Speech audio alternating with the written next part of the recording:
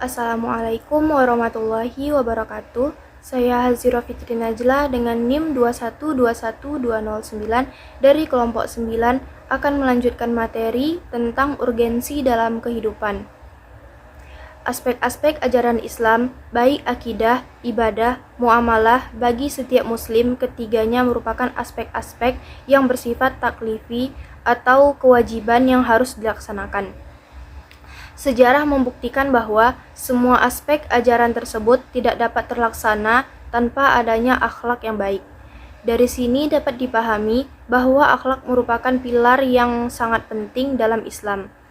Akhlak yang mulia adalah pertanda kematangan iman serta merupakan kunci kesuksesan hidup di dunia dan di akhirat.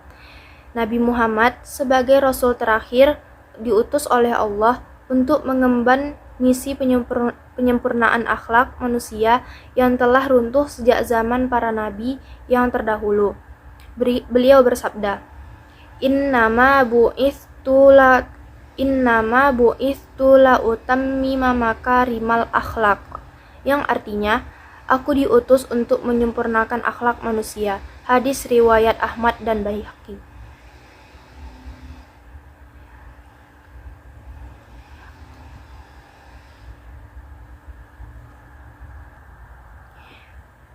Apakah Rasulullah diutus hanya untuk memperbaiki dan menyempurnakan akhlak?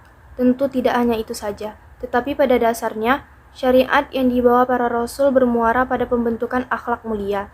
Berbagai ritual diperintahkan Allah melalui para Nabi dan Rasul. Ternyata banyak bermuara pada pembentukan akhlak seperti dalam perintah salat sebagai berikut.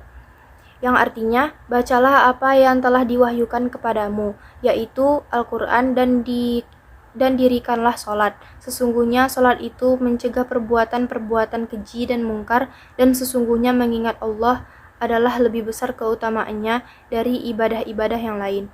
Dan Allah mengetahui apa yang kamu kerjakan. Surat Al-Ankabut ayat 45. Ayat tersebut secara jelas menyatakan bahwa muara dari ibadah sholat adalah terbentuknya pribadi yang terbebas dari sikap keji dan mungkar. Pada hakikatnya adalah terbentuknya manusia berakhlak mulia. Bahkan jika kita telusuri, proses sholat selalu dimulai dengan berbagai persyaratan tertentu, seperti bersih badan, pakaian, dan tempat dengan cara mandi dan wudhu. Sholat dipersiapkan untuk membentuk sikap manusia selalu bersih, patuh, taat peraturan, dan melatih seseorang untuk tepat waktu. Selanjutnya, akhlak juga dapat menentukan beriman atau tidaknya seseorang. Manusia mempunyai kecenderungan untuk berbuat baik dan buruk. Biasanya orang bertakwa akan berbuat dan bersikap baik dan mengutamakan akhlak mulia. Perbuatan baik merupakan wujud kemuliaan akhlaknya, sedangkan perbuatan baik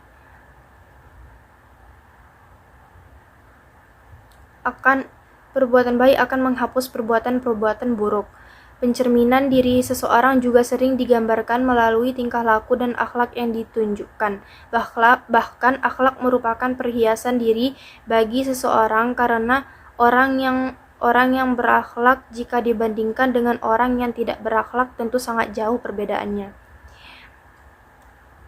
Realisasi dalam kehidupan. Seorang mukmin yang ingin mendapat ridha Allah Subhanahu wa taala harus berusaha untuk melakukan perbuatan-perbuatan yang diridhoinya.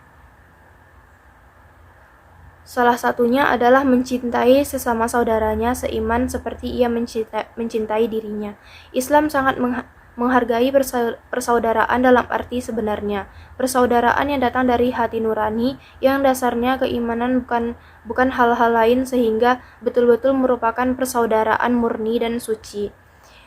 Orang yang mencintai saudaranya karena Allah akan memandang bahwa dirinya merupakan salah satu anggota masyarakat yang harus membangun suatu tantangan untuk kebahagiaan bersama apapun yang dirasakan oleh saudaranya, baik kebahagiaan maupun kesengsaraan. Persaudaraan yang mencerminkan betapa kokoh dan kuatnya keimanan seseorang. Ia selalu siap menolong saudara seimannya tanpa diminta, bahkan tidak jarang mengorbankan kepentingannya sendiri demi menolong saudaranya. Kesimpulannya adalah Akhlak adalah ilmu yang menentukan batas antara baik dan buruk, antara yang terpuji dan yang tercela, tentang perkataan atau perbuatan manusia lahir dan batin. Maksud dari akhlak itu sendiri adalah adanya hubungan antara khalik dan makhluk, dan antara makhluk dengan makhluk. Kita harus membiasakan diri berakhlak terpuji dalam kehidupan sehari-hari agar semuanya berjalan sesuai dengan perintah dan larangan dari Allah. Sekian penyampaian materi dari kelompok kami. Wassalamualaikum warahmatullahi wabarakatuh.